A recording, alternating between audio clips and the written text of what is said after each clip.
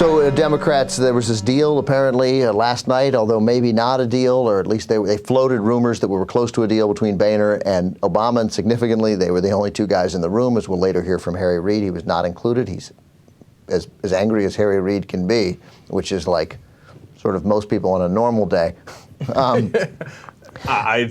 Harry Reid, as angry as he can be, is me as calm as I could possibly. Pretty much.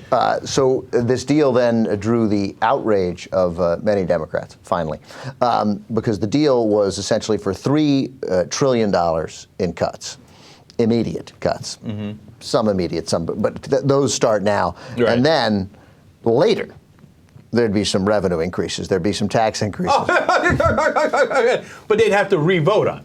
Right. They'd have to read, and Sheldon Whitehouse from Rhode Island, he says, it'd be very hard to take Republicans at their word that they would do anything later on. Yeah, of course, of course. Yeah. No, but look, all right. This is what Jesus gets frustrated at.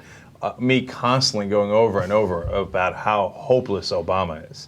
I mean, really, you would take the Republicans' word that they will do tax increases later? Now that you've already given $3 trillion in revenue cuts?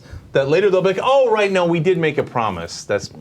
We forgot about that. Hey, guys, let's be good guys. Right. Nobody in their right mind can believe that. So then you begin to think that he's dishonest. I'm Eric Cantor, and you can take me at my word.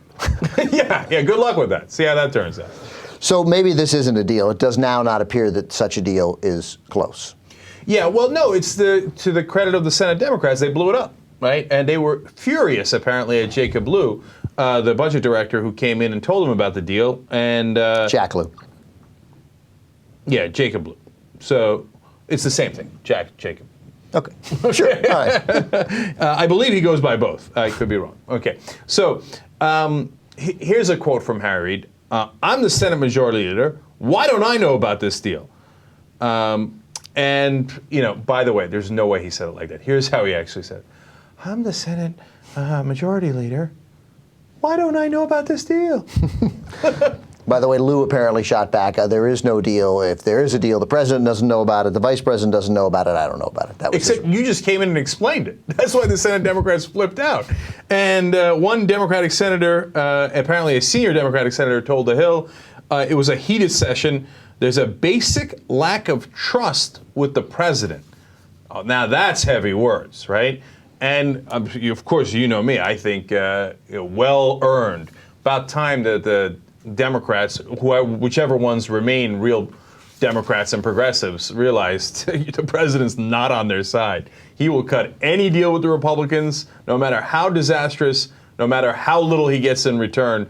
And if he can avoid the Democrats, he would love to. Nancy Pelosi just found out, oh my God, the president doesn't care about the House Democrats because the Republicans have the majority in the House. Of course! Like, what, did she think that because they're Democrats, President Obama would care? President Obama, the one time he's ever strong is when he dismisses liberals, progressives, or Democrats. And he told Bernie Sanders, so that's the problem with you progressives. We heard from Sheldon Whitehouse that he said we'd have to take them at their word. That was good. John Kerry said waiting a year is way too long.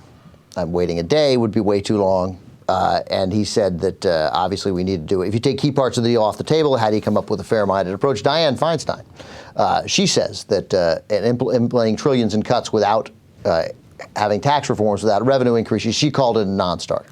Yeah, look, if you've lost Feinstein, I cannot begin to tell you how right-wing that proposal is. Feinstein is as corporate Democrat as it gets. She will sign off on any gang of six, anything like that in a second. If you've lost Feinstein, this must be slightly to the right of Attila the Hun or Grover Norquist.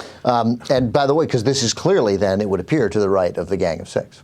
Oh, yeah, no question about it. And, this is now maybe the third report I've read of how the president keeps wanting to go to the right of Gang of Six, which is already, as Bernie Sanders said on this show, disastrously right-wing. He called it an absolute disaster. And the president wants to go to the right of that when he is a so-called Democratic president.